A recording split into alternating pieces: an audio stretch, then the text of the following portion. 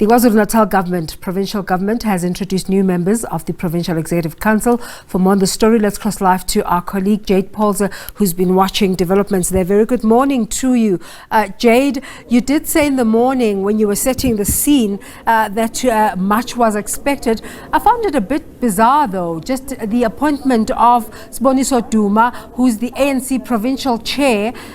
So in government, he's a junior to his junior in politics. Very good morning to you, Desiree, and to the viewers. And it is true, it was bizarre, but if you look at that portfolio that he's going to be holding, economics, that is a very important department. That is the essence of KwaZulu-Natal. All the funding will be there, and it will be up to him to make sure that the province will go smooth sailing. But just, looking at the amount of people that have been put into these strategic positions, we've got 6 females. So Nomusa Dube-Ncube, the Premier, making true on her word, saying that she wants more female representation in her cabinet. And then obviously we've got a lot of people joining, new members joining the Executive Council, that being Siboniso Duma, as well as Amanda Mapena, Mbali Fraser, just looking here, and Ntutuko Mahlaba, the former Premier of Newcastle, former Mayor of Newcastle. So very interesting developments here. But just running through those names again, Nonhlanhla Khoza said to be heading now social development. Sihle Zikalala coming back as Kochter. And now many people would want to know, why would the former Premier, Sihle Zikalala, take an MEC position in Kochter? Well, it's simple. He did say that he is a cadre of the ANC, and wherever they place him, he will come back and he will serve the people of KZN, saying that he was once a leader, but now he's ready to also be led. And then we've got Bongi Sithole Maloyi. She will be heading up agriculture. Nomagugu Simelane retaining the health department, MEC of health. And many people thought that she possibly would move to education. We did see Mbali Fraser taking that one there. Talks that she possibly could shift and go to education, but that didn't happen. She is retaining health. Sipho Tlumuka, transport and safety. Peggy Mkonieni, finance as well. And then Mbali Fraser, education. And Amanda Mapena, as I said, arts and culture there. So a lot of new faces that we're going to be seeing, but I suppose now all eyes are on them to see how they hit the ground running, and the changes and implementations that are going to taking place in KwaZulu-Natal. People want change.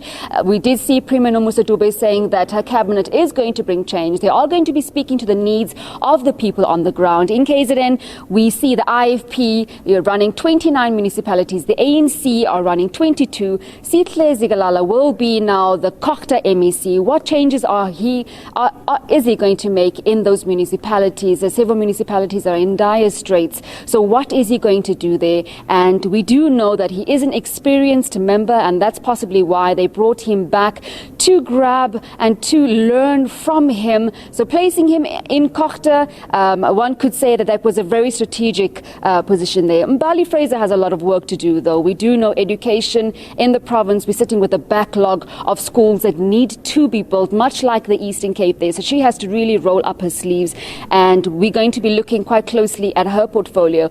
After the unrest, after the floods, what is she going to be doing in those destitute communities that really need schools to be built there? So it's going to be interesting to see how she takes over from the former MEC in education there, Kwazi Mshengu.